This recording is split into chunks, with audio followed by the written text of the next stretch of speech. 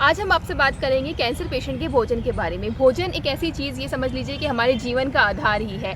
तो cancer patient के लिए भोजन क्यों महत्वपूर्ण है और उन्हें किस तरह का भोजन करना चाहिए, उसके बारे में आपको पूरी कंप्लीट डिटेल्स देंगे। तो आप वीडियो को अंत तक जरूर देखिएगा। अगर आप चैनल पर नए हैं, पहली बार हमारे चैनल पर आए हैं, तो आप चैनल को सब्सक्राइब कर दीजिएगा, क्योंकि हमारे चैनल पर लगभग जितनी भी वीडियोज़ हैं, सभी वीडियोज़ को जो भी प्रॉब्लम है, स्पेशली संस्थान कैंसर के लिए काम करता है, पर जो भी वीडियोज़ हम बनाते हैं स्वास्थ्य संबंधित, उसका चिकित्सा आप घर बैठे प्राकृतिक रूप में कैसे कर सकते हैं उसकी आपको सलाह देते हैं, उसकी सारी जानकारी देते हैं। तो अगर आप नए हैं तो चैनल को सब्सक्राइब जरूर कर दीजिएगा और वीडियो अच्छा लगे तो लाइक ज़रूर कीजिएगा और वीडियो को अंत तक जरूर देखिएगा। तो अब बात करते हैं भोजन। कैंसर पेशेंट को भोजन में क्या खाना चाहिए, कितनी बार खाना चाहिए, कितना खाना चाहिए, एक समय में कितना भोजन लेना चाहिए और किस तरह से वो भोजन पकना चाहिए, इसके बारे में आपको पूरी जानकारी देते हैं। तो सबसे पहले बात करते हैं भोजन करना क्या चाहिए, खाना क्या है। देखिए, अब भी क्या होता है, अक्सर हमारे पास पेशेंट्स आते हैं जो पूर्ण रूप से शाकाहारी ना, उनको ज़्यादा दिक्कत होती है इस चीज़ में कि वो लोग कहते हैं कि ना, हमें हॉस्पिटल्स में डॉक्टर्स ने कहा है आपके पास प्रोटीन की कमी है, इसकी कमी है, उसकी कमी है, आप ना नॉनवेज शुरू कर दीजिए, अंडा ले लीजिए, मछली ले लीजिए, मांस मछली खाना शुरू कर दीजिए। क्या ऐसा खाना ज़रूरी है? तो हम उसकी सलाह बिल्कुल नहीं देते हैं। बिल्कुल ऐसा खाना ज़रूरी नहीं है। सबसे बेस्ट प्रोटीन इंटेक जो है ना, वो प्लांट से मिलता है, प्रकृति से मिलता है। आप उसका सेवन कीजिए, नेचुरल फॉर्म में कीजिए। इसके अलावा आप कच्ची साग सब्जियां, फल फ्रूट्स जो मौसम की है, सीज़न की है, वो जाके ले सकते हैं, वो आप खा सकते हैं। दिन में एक बार नारियल पानी पी सकते हैं। जो डेयरी प्रोडक्ट्स है उसको आपको अवॉइड करने का अगर डॉक्टर्स ने कहा है तो बिल्कुल कर दीजिए। हम भी डेयरी प्रोडक्ट्स अवॉइड कराते हैं, लेकिन देसी गौ माता के जो गव्य है ना, दूध, दही, घी, गोमूत्र, गोमय, इन सब का आप सेवन कर सकते हैं। हम इसको डेयरी प्रोडक्ट्स में नहीं लेते हैं, क्योंकि जो डेयरी पे मिलने वाले प्रोडक्ट्स है ना, वो देसी गौ माता के गव्य नहीं होते। देसी गाय की दूध, दही, छाछ सब कुछ नहीं मिलता है। वो जर्सी का मिलेगा या फिर जो आर्टिफिशियल तरीके से बनाया हुआ होगा ना, उस तरह से मिलता है, सिंथेटिक मिलता है। इसलिए उन प्रोडक्ट्स को आपको अवॉइड करना है, लेकिन देसी गौ माता के गव्य को आप सारा प्रयोग कर सकते हैं। तो क्या खाना चाहिए वो आप समझ गए होंगे। अब बात करते हैं कितना खाना चाहिए, एक समय में कितना खाना चाहिए। तो देखिए, अगर आपका एक सामान्य व्यक्ति है, सपोज एक व्यक्ति है जिसका वजन 60 किलो है, तो 60 किलो का अगर कोई व्यक्ति है ना, तो उसके आगे आप एक जीरो लगा दीजिए। यानी 60 के आगे क्या, एक जीरो लगाने के बाद क्या हुआ, 600।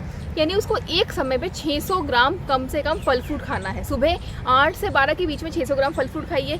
उसके बाद दोपहर में 600 ग्राम कच्ची साग सब्जियां खाइए। रात्रि में भी आप सब्जियां खा सकते हैं। अगर सब्जी आपको अच्छी नहीं लग रही है बार बार खाना सैलेड के फॉर्म में, तो आप उसको सेमी बॉइल करके खा सकते हैं, इसको सूप बना के खा सकते हैं। पर जितना हो सके कच्चा और प्राकृतिक चीज़ों का आपको सेवन करना है।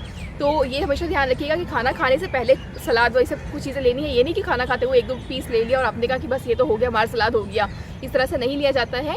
कितना लेना है वो मैं आपको मात्रा बता चुकी हूँ कि अपने वजन के आगे एक जीरो और लगाना है और कोशिश कीजिए कि कम से कम इतना खाना है। अगर इससे ज़्यादा भूख लग रही है तो बहुत ही अच्छी बात है, आप उससे ज़्यादा सेवन कीजिए। अगर भूख कम लग रही है ना, तो कोशिश कीजिए कि उसका आप जूस बना के पी लीजिए। क्योंकि क्या होता है ना, एक फ्रूट अगर आपको आधा किलो खाना है, आधा किलो मैं कहूँ अनार खाना है, तो खाने में हो सकता है थोड़ा मुश्किल रहे। लेकिन अगर आप आधा किलो अनार का जूस बनाएंगे ना, मुश्किल से 1 से 2 ग्लास बनेगा, तो आप इजीली पी पाएंगे। अगर नहीं खा पा रहे हैं ना मुंह से, तो इन केस में जूस बना के पीना है। अदरवाइज अगर आप चबा के खाएंगे तो फाइबर्स का इंटेक ज़्यादा होगा, वो आपके लिए ज़्यादा हेल्पफुल रहेगा, आपको कमज़ोरी महसूस नहीं होने देगा।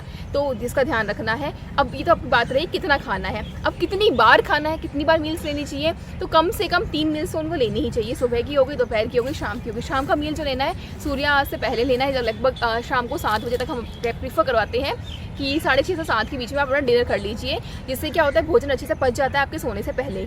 अब बात जैसे हमने बताया कि 3 बार मील लेनी है, उस मील में क्या क्या खाना है। देखिए, सुबह की जो मील रही ना, उसमें आपको फल फ्रूट खाने हैं, फ्रूट्स ले लिए।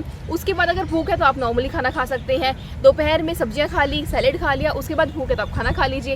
रात्रि में भी अगर आप, अच्छी बात है, कच्ची साग सब्जी आप सैलेड ले पाते हैं। अगर आप नहीं लेने की इच्छा, नहीं ले पा रहे हैं, मन नहीं है खाने का, तो उस केस में आप उसमें सूप बना के पी सकते हैं। और रात को लिक्विड डाइट ही लेनी है। लिक्विड डाइट में क्या होगा, मूंग दाल होगी, खिचड़ी हो गई, दलिया हो गया, घाट हो गई, शामा के चावल की खिचड़ी हो गई। लिक्विड डाइट जिसमें तरल पदार्थ जैसे लिक्विड पानी की मात्रा अधिक और पानी को पकाया हुआ हो, तो उसका आपको सेवन करना है। और रात को 1 ग्लास दूध के अंदर 1 चम्मच पुनर्जीवक मिला के आपको पीना ही है। पुनर्जीवक क्या है? पुनर्जीवक संस्थान द्वारा प्रोवाइड किया जाता है उन कैंसर पेशेंट्स को जिनका वेट लॉस का प्रॉब्लम बहुत ज़्यादा होता है। क्योंकि कैंसर की पेशेंट्स की जो बहुत कॉमन प्रॉब्लम जो होता है ना, उसमें दर्द होना, पेन होना, भूख ना लगना, ये सब तो सिम्टम्स है ही, लेकिन वेट लॉस का भी बहुत इशू रहता है। तो वेट को मेनटेन करने के लिए, ताकत देने के लिए और जो उनका रोग प्रतिरोधक क्षमता है उसको बढ़ाने के लिए हम उसमें 1 चम्मच पुनर्जीवक, देखिए 1 से ज़्यादा भी हो सकता है, वो आपको संस्थान द्वारा सलाह दी जाती है कि किस पेशेंट के लिए कितना सुटेबल रहता है और कितनी मात्रा में उसे लेना चाहिए। तो पुनर्जीवक का प्रयोग जरूर करना है। रात को कम से कम 1 बार तो करना ही है, और कुछ पेशेंट्स को सलाह दी जाती है कि 2 बार भी आप उसका सेवन कीजिए। तो ये तो बात रही कितनी बार लेना है, क्या खाना है वो भी बता दिया, कितना खाना है वो भी बता देगा। अब बात करते हैं कि उनका भोजन पकता किस तरह से है। तो देखिए, भोजन पकाने की जो बेस्ट विधि है ना, इसके ऊपर हमारी पूरी एक वीडियो डिटेल में है, आप उसको जाके ज़रूर देखिएगा चैनल पे, आपको लिंक डिस्क्रिप्शन बॉक्स में मिल जाएगा, अदरवाइज़ ना मिले तो आप चैनल में जाके देख सकते हैं।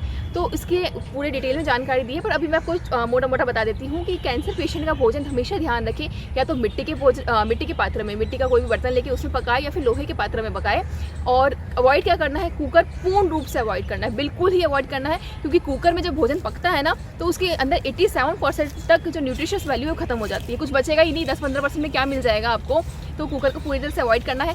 एल्यूमिनियम बिल्कुल अवॉइड करना है, वो कैंसर पेशेंट के लिए बिल्कुल ही हेल्पफुल नहीं है, उसमें कुछ भी न्यूट्रिशियस वैल्यू नहीं बचती है। स्टील का भी हम लोग कहते हैं कि ठीक है, अगर बहुत ज़्यादा मजबूरी है तो कर दीजिए, अदरवाइज ज़रूरी नहीं है कि आप स्टील यूज़ करें। लोहे का बर्तन आपको सस्ता भी मिलेगा, आसानी से मार्केट में कहीं भी अवेलेबल होगा, तो बेस्ट रहता है कि आप लोहे का या मिट्टी के पात्र का प्रयोग करें, जिसमें न्यूट्रिशियस वैल्यू भी पूरी मेंटेन रहती है, और उसी के साथ ही खाने का जो टेस्ट है वो भी बहुत अच्छा रहता है, क्वालिटी भी मेंटेन रहती है, तो उसका आपको ध्यान रखना है। अब रही बात, ये तो थी सारी भोजन की, इसके अलावा भी कहीं कोई पॉइंट हमसे छूट गया है वीडियो के दौरान, कुछ जैसे कुछ पॉइंट्स रह गए हैं जो आप पूछना चाह रहे थे हमसे डाउट में और हमारी इस वीडियो में कवर अप नहीं हो पाए हैं, तो आप जो हेल्पलाइन नंबर स्क्रीन पे देख पा रहे हैं ना, आप उस पर कॉल कर दीजिएगा, व्हाट्सअप कर दीजिए, कमेंट सेक्शन में आप पूछ सकते हैं। ये जो हेल्पलाइन नंबर है ना, ये संस्थान आप ही लोगों की सेवाओं के लिए, सुविधाओं के लिए प्रोवाइड कराता है कि कहीं कोई किसी भी प्रकार का डाउट है, आप संस्थान में बात कीजिए।